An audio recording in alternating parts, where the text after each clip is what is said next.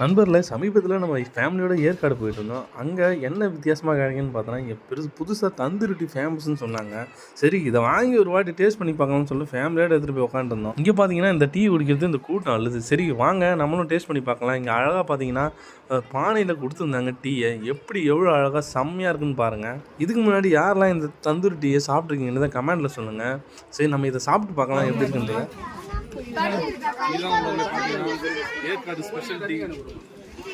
ஒரு காபி தம்பி கேட்டமே செம்மையா இருக்குங்க. ஒரு காரமா ஒரு இடமா கரெக்டான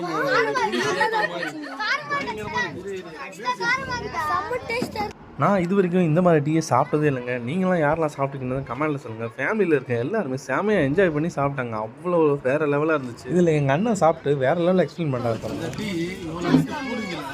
சுவையாக இந்த பானையில் கிடைக்குது. அதான் சிறப்பு.